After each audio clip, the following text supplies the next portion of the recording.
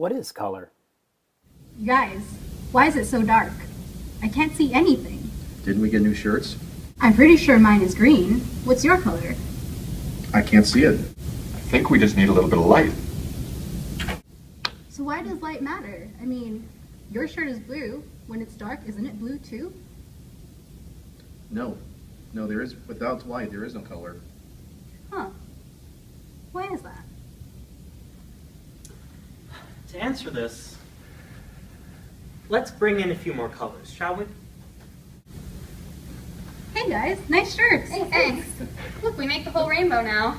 Look at that. This room is full of white light, light that contains every single color.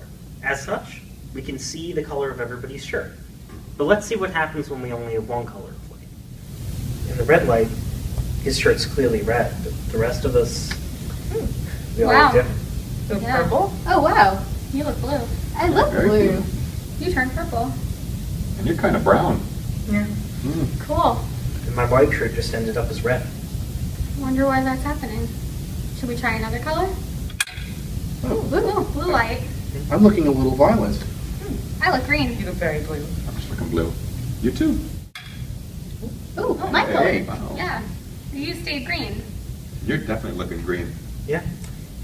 That looks You nice. two, on the other hand, are kind of brownish. Yeah. What am I? Brown. Just- What about me? I look kind That's of it? slime colored. Puzzling. What's going on here? Light travels in the form of waves, or what we like to call the electromagnetic spectrum. The distance between the peaks of two waves is called the wavelength. The lower the energy of the wave, the greater the wavelength. And the opposite, the higher the energy, the shorter the wavelength. If we were to look at the lowest energy of the spectrum, we would find radio waves. They have a wavelength about the size of a building. Next to radio waves, we have microwaves. These waves are about the size of a honeybee, and we use them to heat up food in our kitchens. If we were to go to the opposite end, we would find X-rays and gamma rays. These are very high energy waves with very short wavelengths, and doctors use them to look to see if you have a broken bone. But right in the middle, we have 7 wavelengths that we call visible light. And this is what we can see with our eyes. These 7 wavelengths make up the different colors of the rainbow. Okay, so I get that light has colors, but why do these objects have colors? We can see visible light with our eyes. And visible light is made up of all the colors of the rainbow.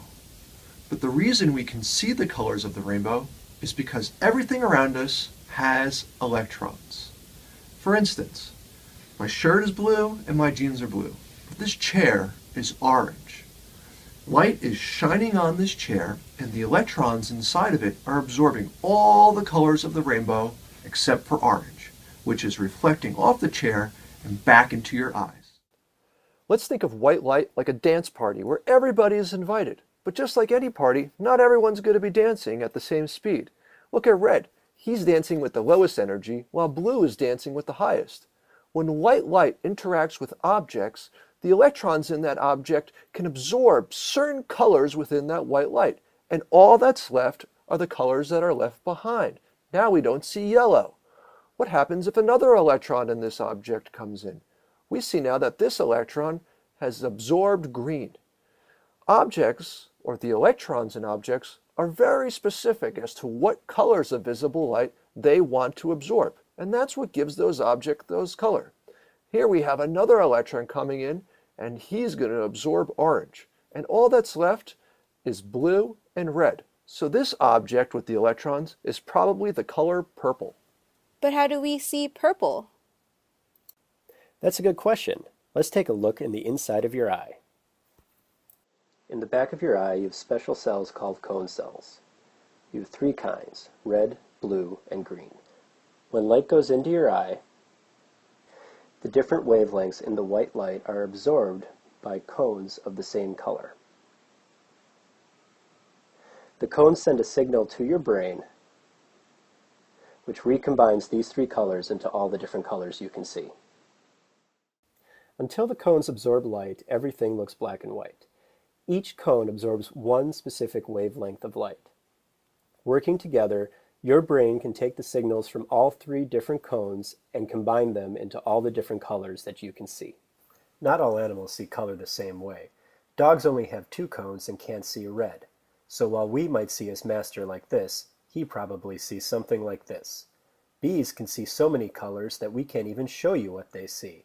We just don't have the eyes for it. So, what is color? It's different wavelengths of light interacting with electrons and objects, and the cones in your eye. Aren't you glad that you can see it?